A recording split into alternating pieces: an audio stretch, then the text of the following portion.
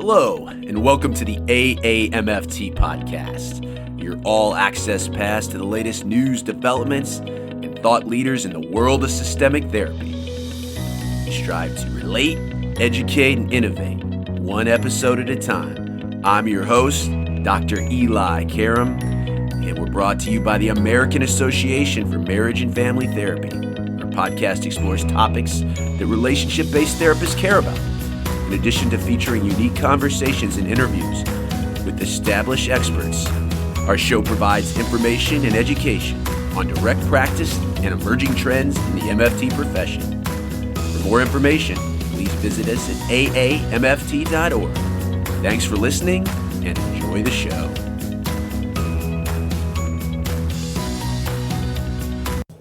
What kind of client system gives you the most anxiety? For many MFTs, whether it's due to a lack of their training or where they are at the stage of their career, they feel vastly unprepared to deal with kids, small children, in the context of play therapy. How can you truly be a family therapist without being able to be experiential, to integrate play, to work with different parts of the system, including the child system, the parental system, putting it all together? So when I think of integrating the fields of play therapy and family therapy, I only think of one person, somebody I've been wanting to interview for a long time as part of our Pioneer series. That's Dr. Eliana Gil. Eliana is a founding partner of the Gil Institute for Trauma Recovery and Education. That's a group private practice in Fairfax, Virginia, where she currently works as a senior clinical and research consultant. She is an AAMFT approved supervisor and clinical fellow, as well as a registered play therapist, supervisor, and registered art therapist.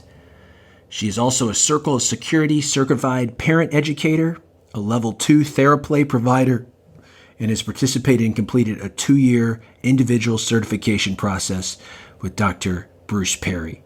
She is also the director of the Starbright Training Institute for Child and Family Play Therapy, where she and her Gil Institute colleagues provide specialized trainings on an array of topics involving trauma, attachment, and treatment options, with an integration of expressive therapies, meaning art, sand, and play, with family therapy. In the last 3 decades, she has directed 2 child sexual abuse treatment programs in Northern Virginia and continues her work in the field of child abuse prevention and treatment, which will she speak of today. She has served on the board of directors of the American Professional Society on Abused Children and the National Resource Center on Child Sexual Abuse. She is also the former president of the Association of Play Therapy and received their Lifetime Achievement Award in 2011. She has written numerous chapters, journal articles, and books on child abuse and related topics, and has participated in many educational videotapes that feature her work.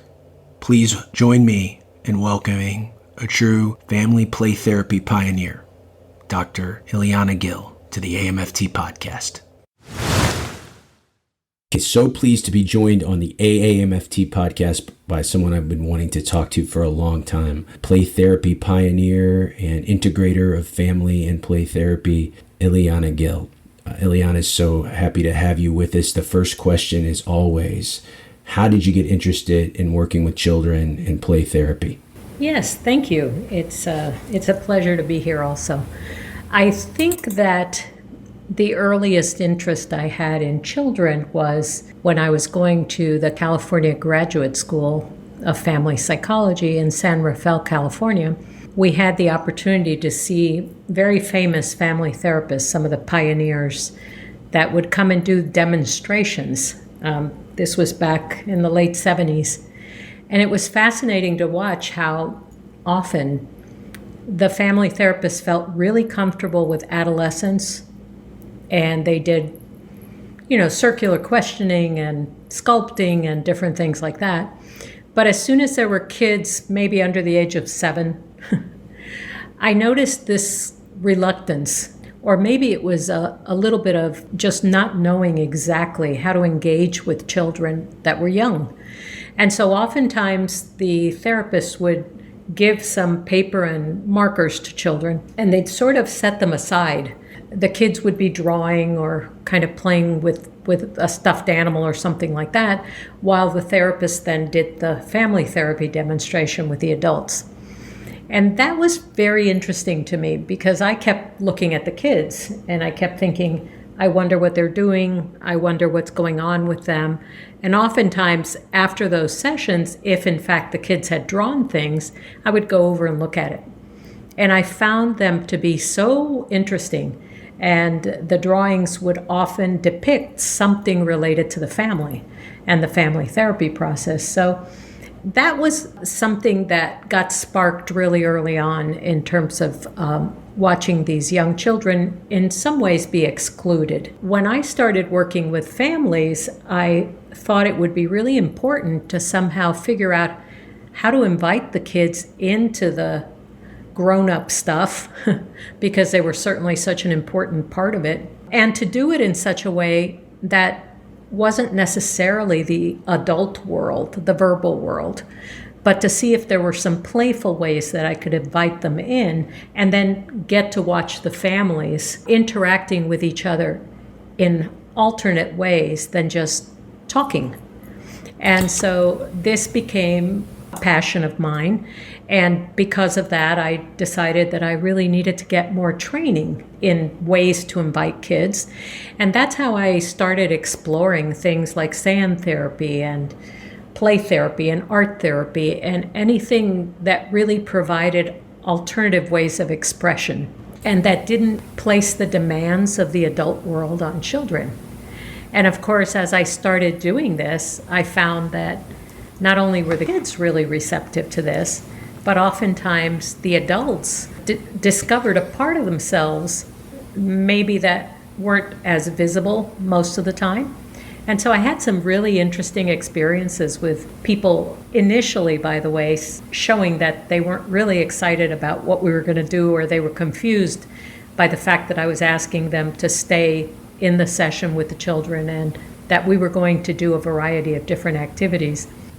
Now, you were coming of age here, and again, the golden age of family therapy, where, yes, these pioneers did these live, dazzling demos, and you're right, you see Mnuchin or Satir, and they're working with teenagers or adolescents, and sometimes the more the merrier. But yes, you saw early on the kind of missing piece, and the smaller, younger children kind of cast us off to the side in a drawing. Were you interested in working with kids before that, or was it seeing this need that really caused you to be interested in them? You know, I think like many of us, I was interested in children, but I hadn't been trained by anyone. And even looking back at schooling, formal schooling I had, a lot of times we got child development, child psychopathology, but there was very little in terms of just spending time with kids and how do you engage them and how do you keep them interested in what you're doing. And so I was interested, but I didn't feel competent. And I think that's what happens to a lot of family therapists. They just don't feel like they have enough direction on how to proceed. So I was always, I've always liked kids from the time I was very, very young.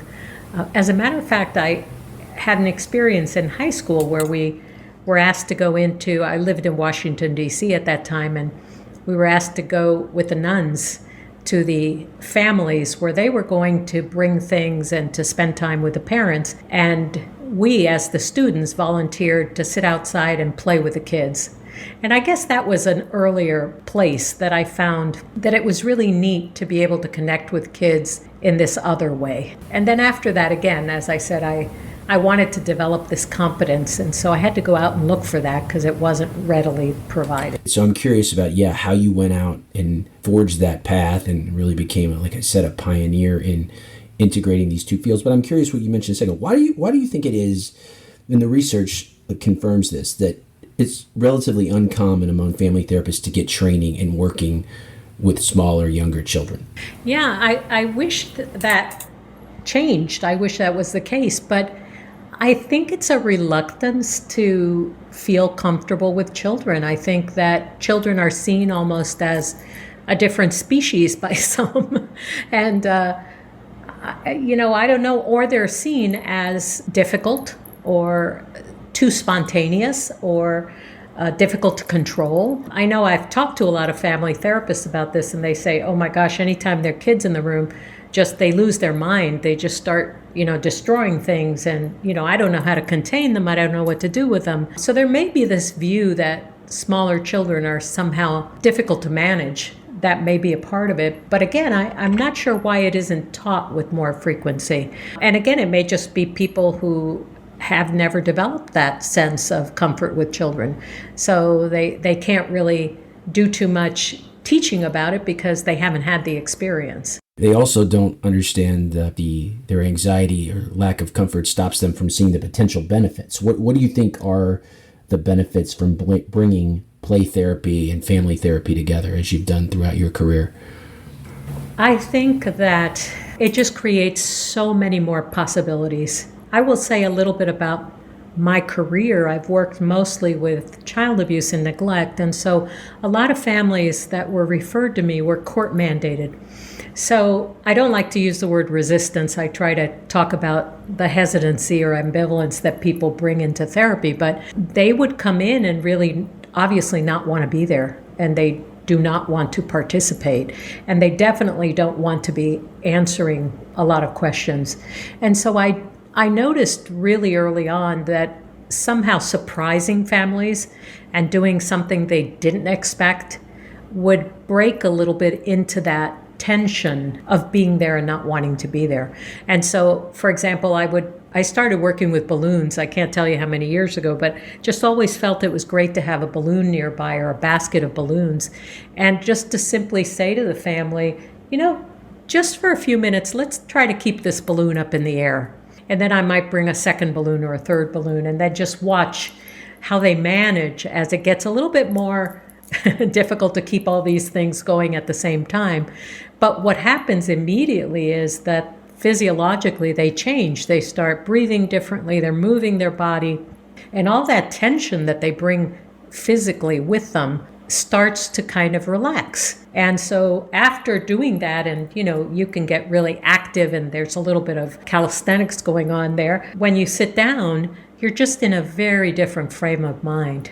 And then I would say, I know you don't want to be here. I hate to do anything when I've been told I have to do it. So I'm really sorry about that. But I really want to make this useful to you. And then we move on. But now the entire family has had a different kind of experience together, and they're in a different frame of receptivity. Playfulness is not just for kids.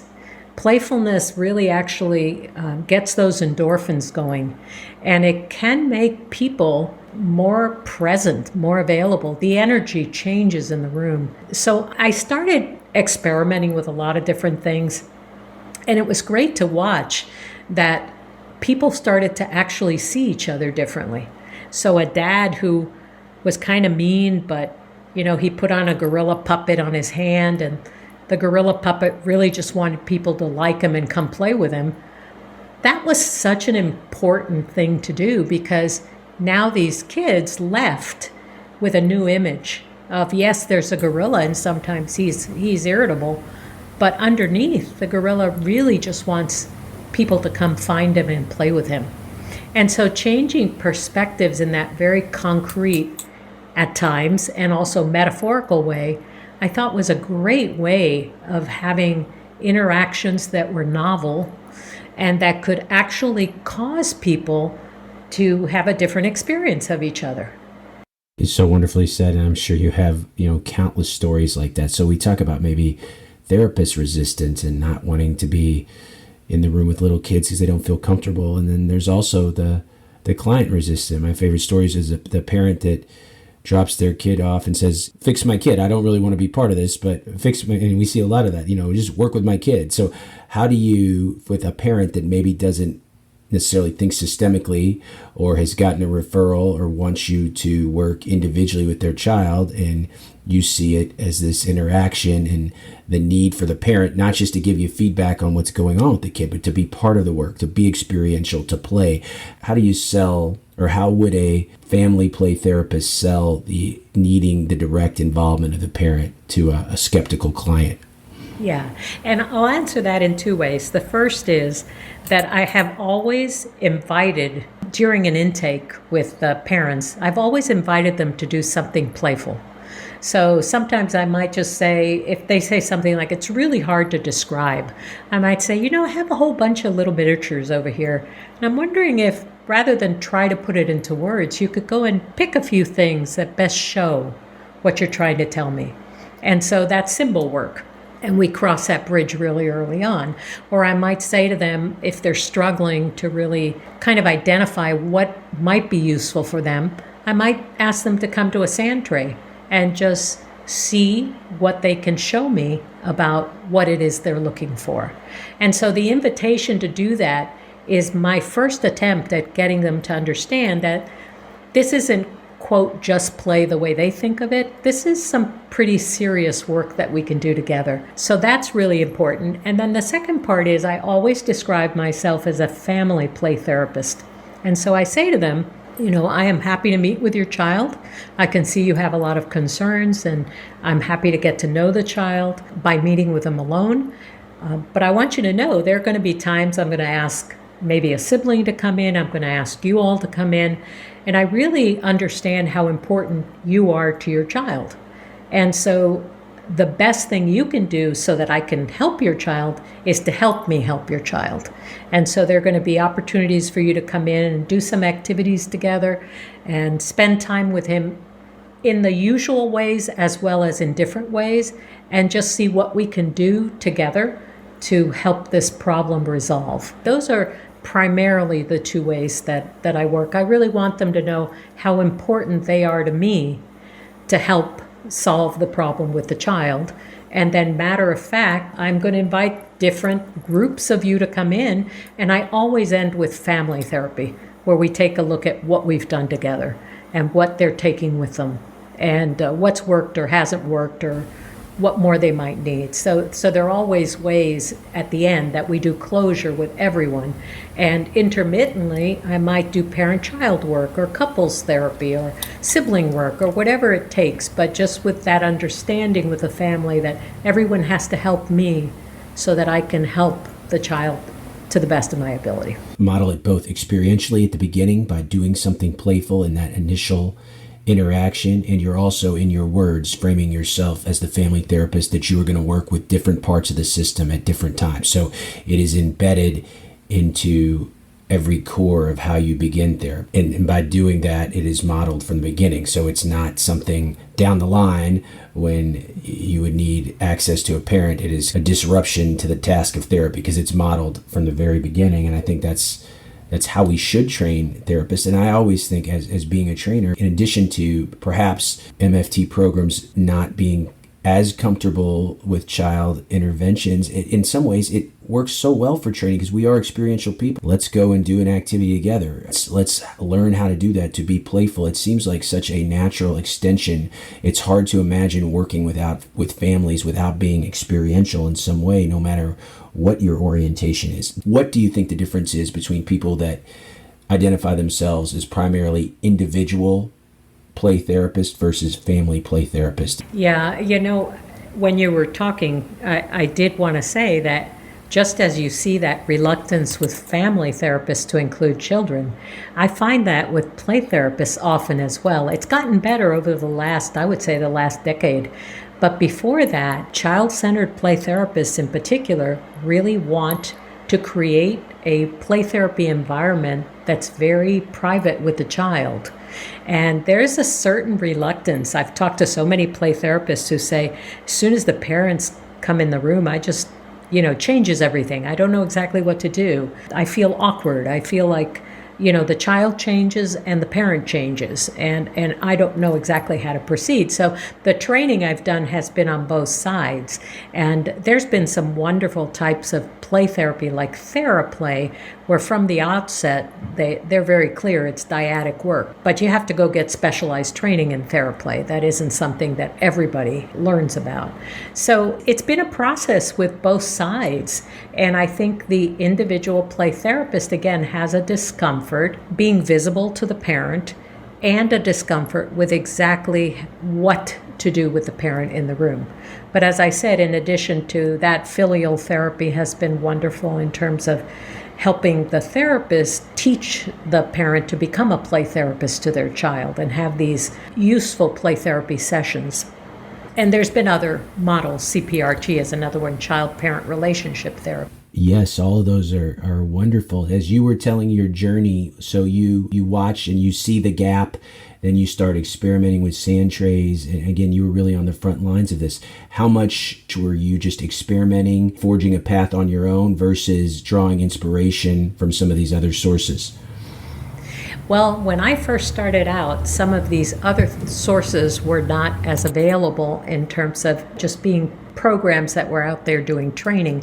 So I remember just trying to find every possible play therapy workshop. I remember I went to some early Gestalt play therapy with Violet Oaklander in California. Gisela de Domenico was a sand therapist in California. But these were new kind of approaches and definitely not used with families. And so everything that I took, I was taking with the notion of how do I apply this to a larger system?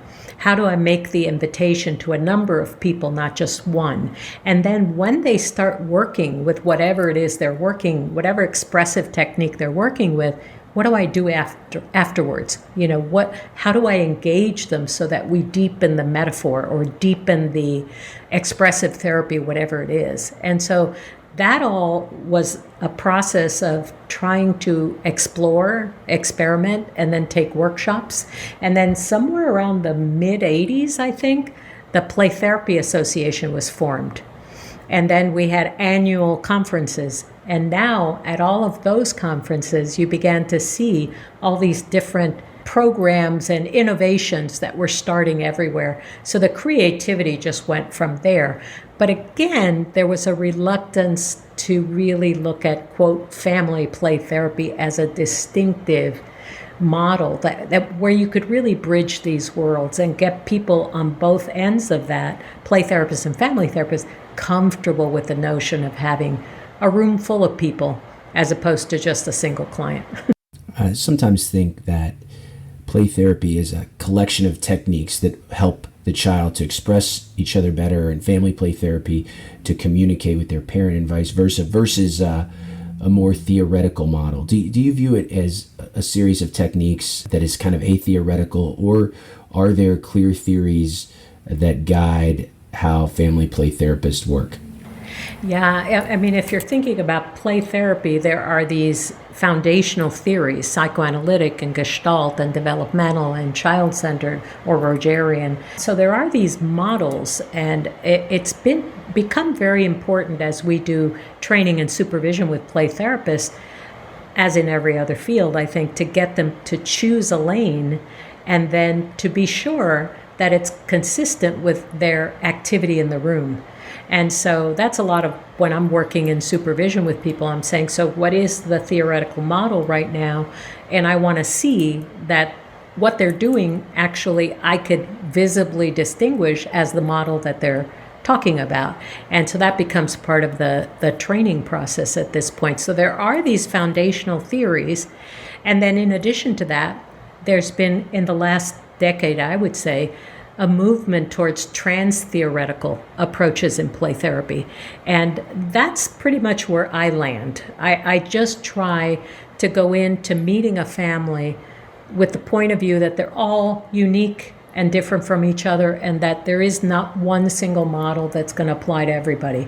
And so then, from that perspective, what I try to do is to develop a response based on the family in front of me.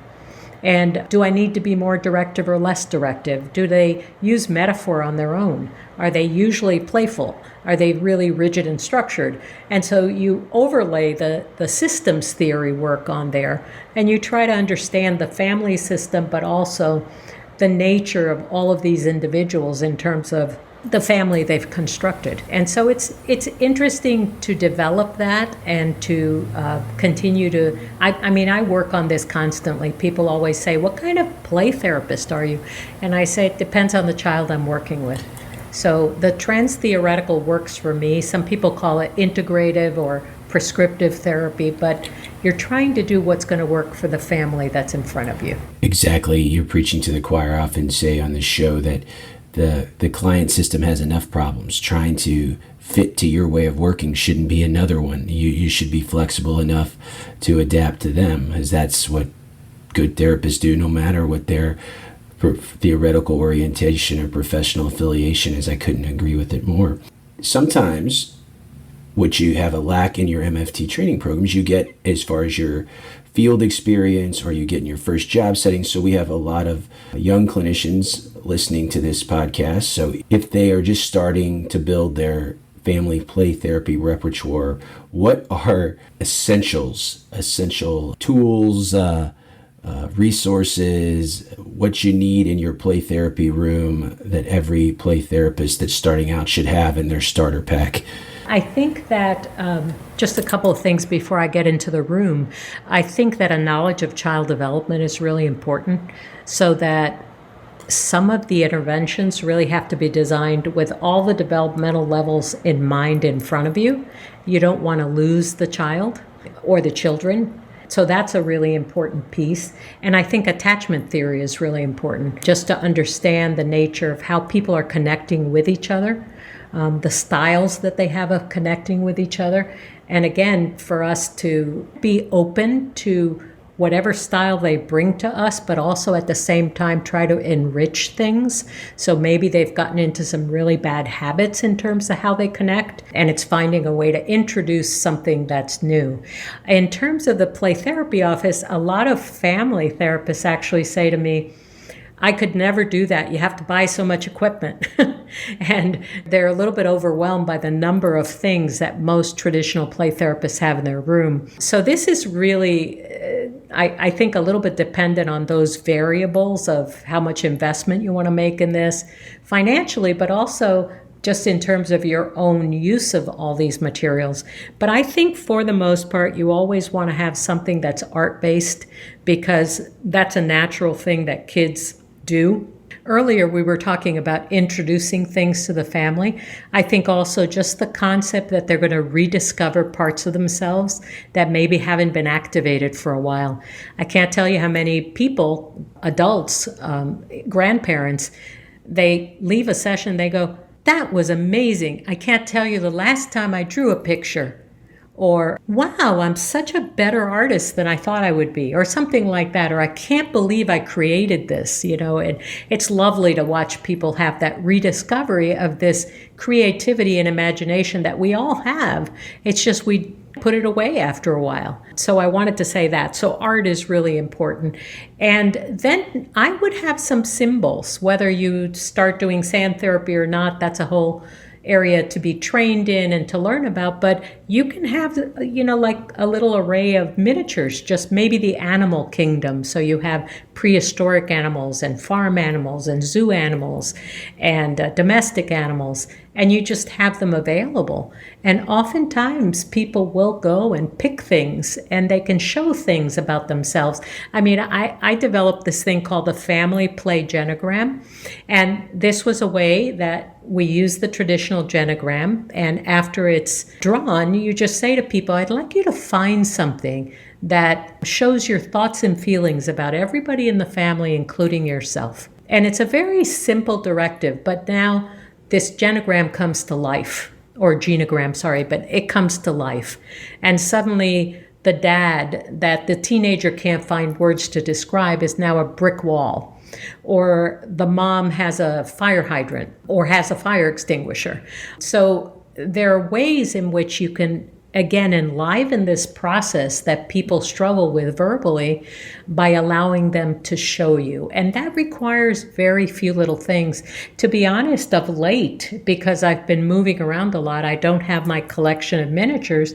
I just go outside in nature and I pick rocks and pebbles and nuts and pine cones, and people can do a play genogram out of that as well, by picking prickly things or things that are blooming or whatever it may be. But it's a wonderful form of expression that you can begin to give people opportunities with. If you work with teenagers, the most common thing is, I don't want to talk about it. So how's it going? So it's so monosyllabic. And so I say to kids, I don't want you to tell me. I want you to go find something that shows what that problem is that you're having today. then I don't want to talk about it. I want you to find things you think might be at least possible first steps to try to address that problem. And then you're on a different level of connection and communication, and people are often then sort of stimulated to then maybe do something verbal with that. So that's an important piece too, just some kind of symbol stuff that can be around. And I think puppets are wonderful. I've been a real proponent of family puppet work or individual puppet work, but sometimes everyone feels a little bit like they can embody the puppet and they can speak through the puppet, and you can have some wonderful interactions in that way as well. I love how you said that you take something, if you didn't bring it up, I was going to mention it. You take something established in family therapy like a genogram, but that's information that would usually an adult would give or an older teenager, but by using symbols to go with it, you transform it and it really comes alive. And that is, to me, one of your skills as far as taking traditional things, making them experiential, bridging the gap, normalizing play, everything we've talked about so far.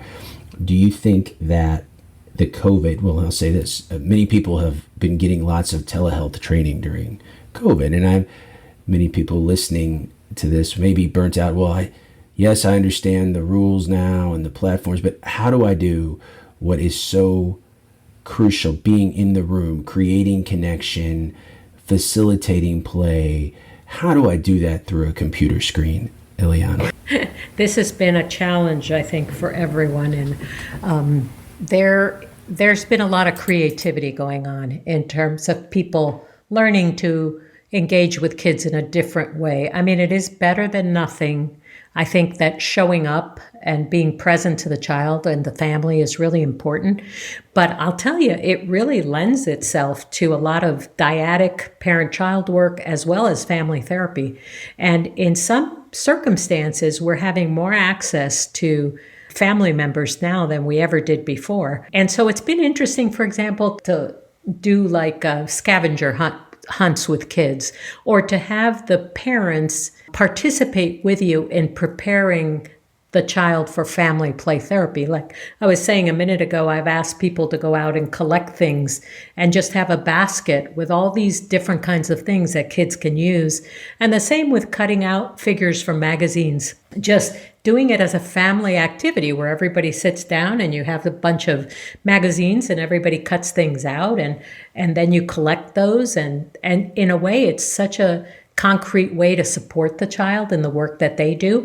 And then, of course, coming back and doing some family play therapy with all the family members. So I think it's been really interesting. In some ways, it's been an easy transition because we're used to that and we're used to kind of being present while others are playing. And so we can set up a situation and have a directive and ask the parents to bring in certain things. And at times we're mailing things to kids for them to have. And a lot of us have gotten a lot better with technology. There are all these games online. Someone named Dr. Jessica Stone invented a virtual sand tray, which is really amazing. And so you don't have that sensory feel of the sand or anything, but kids get to pick and create these images in the sand. And then, like, let's say they pick a little dragon, that dragon actually can move and can fly off the sand tray. I mean, it's really remarkable. So it's been exciting in some ways and definitely fatiguing in other ways. I think people are establishing routines now with kids. The hardest, I think, is the new clients who come in because you have to develop a relationship over the computer. But we do a lot of movement. We have people doing activities together with puppets and things like that. So again, my goal is always to energize the family because they're coming in fatigued, they're depressed, they might have been up to the point they got into the therapy office, they may have been in conflict with each other. The parents are trying to work, some of them. They have the kids underfoot, which they may or may not be used to. There's all kinds of risk factors going on right now in terms of safety issues for children. So we're paying attention to a lot of different levels, trying to be supportive to the parents and to support the parent-child relationship. It's been very interesting as we're going forward, and more play therapists are developing books and coloring books and even miniatures. Some of the new miniatures that are coming out are interesting, of like the actual COVID and what it might look like. And it's just very interesting to watch. I've been experimenting with this during the pandemic, and the advantages, the reframes for me is these kids, they're digital natives anyway. They are used to working through the computer. It's not that hard of sell for them. I think, yes, establishing an alliance when you haven't met someone face to face is more challenging. But the reframe is like, you get to see, we haven't mentioned this yet, you get to see the family and the kid in their natural environment. You're going into their home, and that is where play takes place. So you get to coach them, I think, in their natural environment. And I think it also lends well to these, like we were mentioning earlier, these filiotherapy techniques where you're coaching the parent and teaching them how to play with their children in their natural environment. So while I never would have said a year ago I would have preferred this way of doing it, it allows, plays into the creativity you need to have as a play therapist. If you're passionate about your work like you are, I'm sure that energy can transfer through the screen. But yeah, I feel that obviously it's going to be something that, as we adapt as a psychotherapy profession in general, and specifically in family play therapy, we have to adapt to and work within our constraints, as I say. Another question a lot of people wanted me to ask you about the notion of directed play versus non-directive play. Again, in reading that family and deciding when to be more direct and when to pull back and just let them do that, how do you decide when to give a very structured activity versus a non-directive play? I tend to start most therapy with kids using child-centered play therapy. I really like to watch what they do if they have that open invitation to follow their curiosity. What are you interested in? What are you drawn to? I mean, there's a room full of stuff.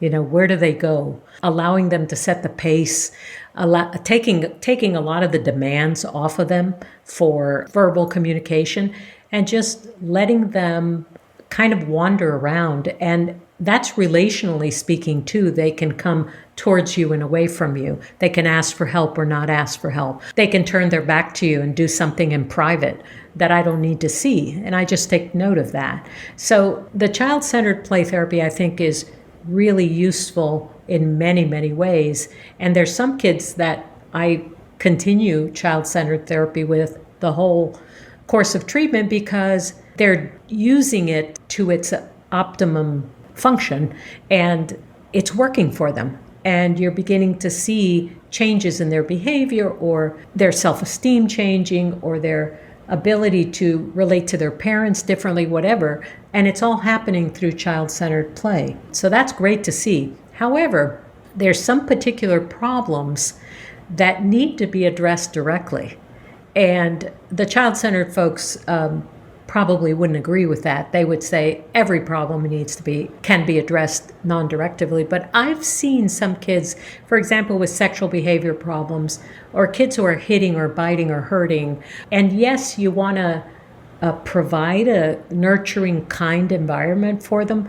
But at some point, if they can't sleep, let's say, or if they're pulling down their brother's pants and touching them in their private parts at home and at school, or whatever it may be, at some point there is an issue that we need to probably take a look at. So the shift then for me is I say, you know how we've been meeting and you've pretty much decided what goes on and what we do, and I might say, and I've gotten to know this about you or that about you, and then I'll also say, I also just want to make sure that we address the fact, or we pay attention to the fact that your mom tells me that this problem that brought you into therapy is still there. So I'm going to make a little change. Half the time you get to decide what we're going to do in here. And the second half, I'm going to bring something here for us to work on that's related to that issue that your mom is concerned about, or that is causing you some upset too because the teachers are mad at you or your parents are mad at you. And we make that little deal. And then I say to them, but you can decide if you want to start with the work part or if you want to start with just what we've been doing. And then they get to pick. And so that's how I've always thought of it. If it becomes really clear to me quickly that we have an attachment issue, then I'm going to probably start inviting the parent in to dyadic sessions as quickly as I can, because that needs to get looked at for everything else to begin to fall in place. And so that's how I make decisions about what I'm going to do with the child, whether it's going to be more or less directive. It gives them choice, and it also models that you are going to help them, you're going to honor where they're at, but help them with their specific issue. And it also, again, as we've been saying this whole hour, models that you're going to incorporate the family. What a wonderful way to put that. Another question we get a lot is when you're working with a young person and they're like teetering right between these developmental stages, that they're not quite ready for straight on talk therapy, but sometimes if you engage them in something experiential, that's where the greatest conversation comes from. So how do you work with kids that maybe developmentally kind of teetering, they might feel like they're too old for play therapy, but they're not ready for traditional therapy? And I think that luckily for us, the play therapy community has got all these really interesting things that are for teenagers, but I think storytelling and metaphor cards and art therapy, as long as it's done away from all the child toys. So sometimes what I do is I'll have a teen corner, and I say to the teenager, I might say, now this is where I work with teens, young adults, and adults. And so I kind of make that differentiation, and I'll invite them to that space, or I'll bring out these metaphor cards.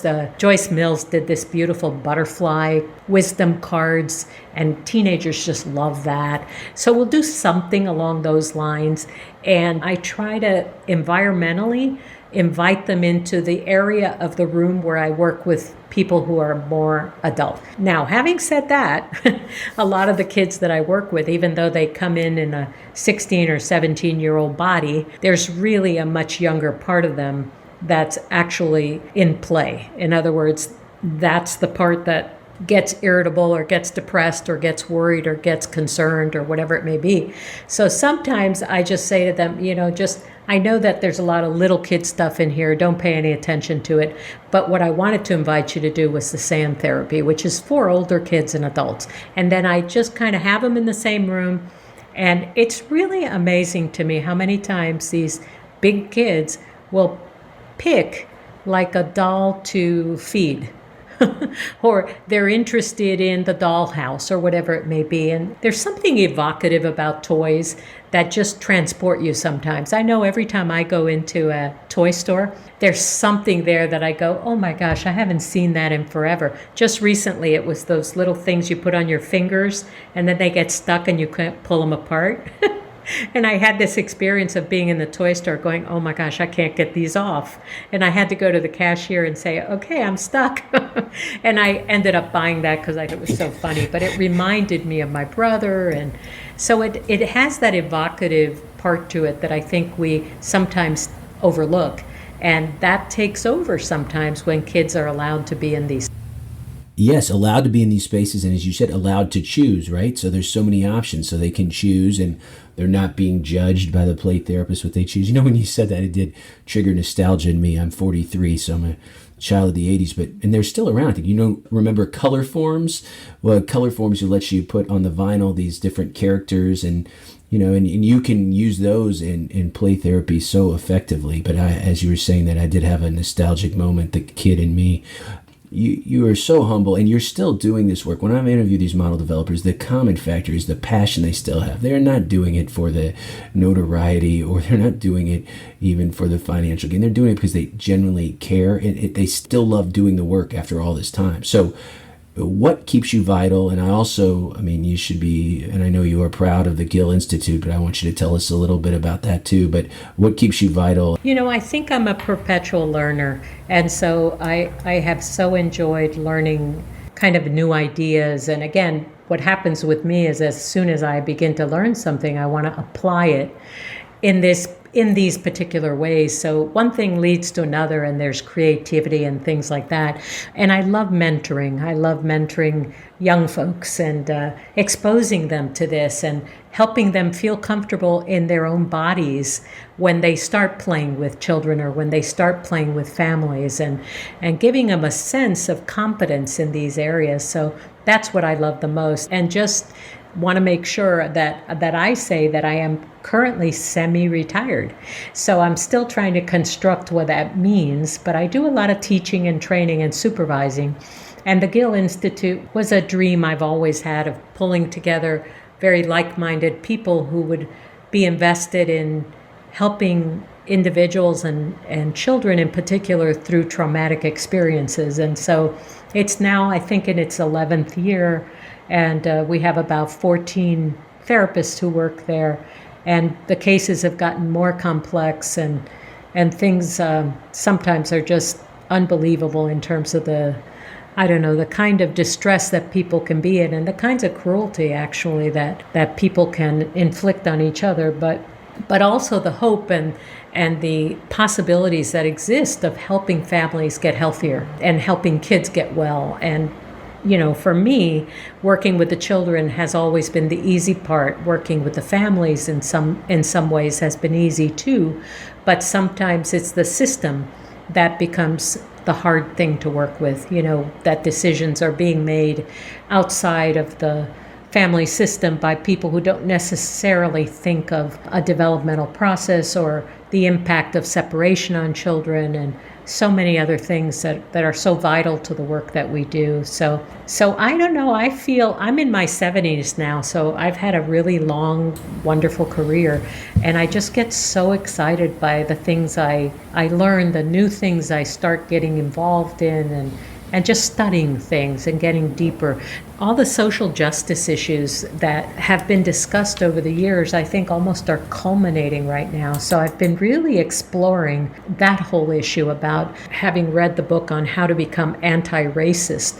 It's really important that this be an active process and not something that we just sit back. So in that light, thinking about the context of children coming in and families coming into therapy, and that sometimes we've waited for them to bring up issues around race and differences as well as similarities. But I really feel at this point that we need to take an active stance, and we really need to, as that book implies by Ibram, we need to take a stronger stand.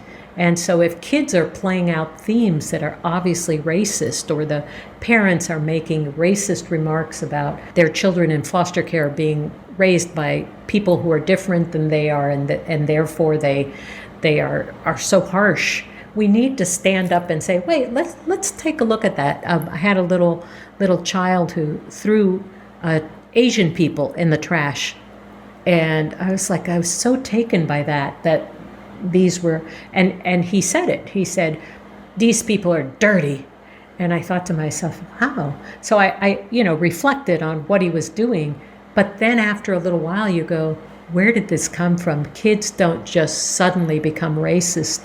And then I said, let's those little ones that are in the trash, let's see how they're feeling about being in the trash. And so I started that dialogue with him, and then eventually said, where did this idea come from that Chinese people are dirty? That's what my mom says. And so now we've got racism in the family. And so that, intuitively that comes from somewhere. What was that song in that famous musical, Children Have to Be Taught? They have to be taught to hate. And so this is an area that I really feel we need to talk more about. We need to do more about.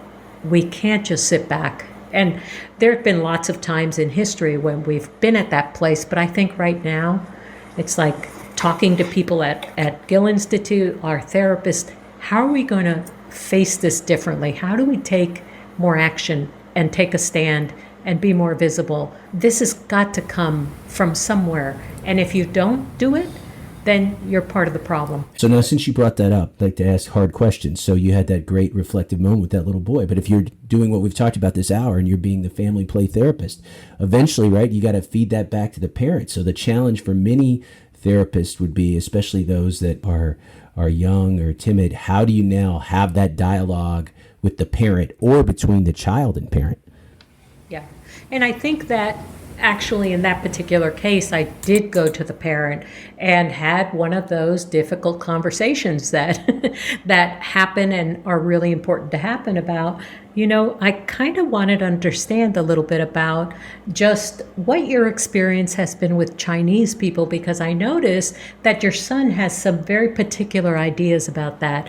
So can you tell me a little bit about that? And we had a dialogue, and finally the person was able to say she had had some very negative experiences and she had felt threatened by this particular family that was taking care of her children at one time, and there was jealousy and this and that. And then we kind of started unpacking that and looking at where those ideas came from, or well, is that really a complete statement to make? And, some of the narrative therapy. So it sounds like those have been these experiences. Have there been exceptions to that? Have there been other times when you've encountered? Anyway, and so you just go on with that dialogue. And I've done this also with families from Central America and South America. I'm Hispanic myself, so I understand there's a certain historical premise to women are often disempowered, or women are often victimized, and it's normalized in some way. That's another really important conversation. How did that get to be normal? Where did you first learn that was okay to do? Where did you witness that? What were the ideas? Where did they come from? And then just having a real conversation about, is that really something, for example, that you'd want for your child, for your daughter? Is that something that you think is a way to build a community? And then we start talking about what the alternatives to that would be. But these conversations have to be done openly and just, I think in a matter-of-fact way. We all grow up with these things, these narratives, and we all have to address these narratives at some point or another. And again, doing it in a play genogram kind of way, you can kind of look at and ask the person to find an object that might represent the way women are treated in their culture, that might represent the benefits or values that sometimes men have in a culture that women might not have, and have them represent them concretely. And then you can talk about and deepen that metaphor. And that sometimes makes it easier to do as well. But every time I've approached this, it's always been with a little bit of holding your breath, and then just allow it to be, and practice it with friends, and have these conversations among people that you know and trust, so that you get comfortable doing it. But it's and sometimes the most difficult conversations are the most therapeutic. So in addition to being a kind of lifelong learner and having these social justice values, this is other professional legacy questions. Someone humble like yourself might have a hard time answering this, but even now that you're semi-retired but still so vital, when it's all said and done, how does Eliana Gil want to be remembered? I would say that's a really interesting question. I would say, as somebody who had a lot of energy, someone who invited people into a more playful way of connecting with each other, someone who was concerned about the connection that families have with each other and wanting to strengthen that, and look at habits that are built and how to dismantle some of them and create new ones that are better. But yeah, I guess energy, kind, playful, explorative, Those are all great adjectives that I would use to describe you. Thank you so much. I have learned a lot. It's been a pleasure to talk to you. And you've done so much. If somebody wants to correspond with you, what is the best way to reach you? Oh, absolutely. I always say to people I have insomnia, so I look at emails late at night, but it's elianagil@me.com, me.com. And yeah, I'm always available if people have questions or want to suggest things or anything at all. Eli back with you. So bringing to a close another successful installment of the Pioneer series on the AAMFT podcast. What a down-to-earth and engaging individual. I have never met Eliana face-to-face, but boy, what a wealth of knowledge. I felt like I learned so much just talking to her, and Certainly it's something, even at this stage of my career, kind of shoring up my skill set in play therapy is something I'm invested in doing, and hopefully many of you, after listening to that, will be as well. Some of the greatest stuff, too, came after I stopped rolling the tape. She was an administrative assistant for Murray Bowen, of all people, before she started her play therapy, family therapy career. What an amazing woman, an amazing story. Thank you so much, Eliana. So you like that? We have 3 seasons worth of installments of the AAMFT podcast. If you're just listening to us, and we like to go between pioneering interviews with legends in the field that have shaped the way we think about systemic individual, couple, and family therapy, along with the latest and greatest topics affecting you, the systemic practitioner. You can find us wherever you find your favorite podcast: Spotify, Google Play, Stitcher. I'm partial to Apple Podcasts. Or you can go to aamft.org, Enhanced Knowledge tab, and you can see all of our back installments and play it right there from your browser, however you like to do it. We like to accommodate you. Also accommodate you by taking in your feedback. You can reach the AAMFT. Follow us on Twitter. It's at the AAMFT. I'm at Dr. Eli Live. I respond to each bit of listener feedback. You can email me at eli@northstarcounselingcenter.com, and you can find me at elikaram.com. elikaram.com. Until next time, my friends, stay safe, stay systemic.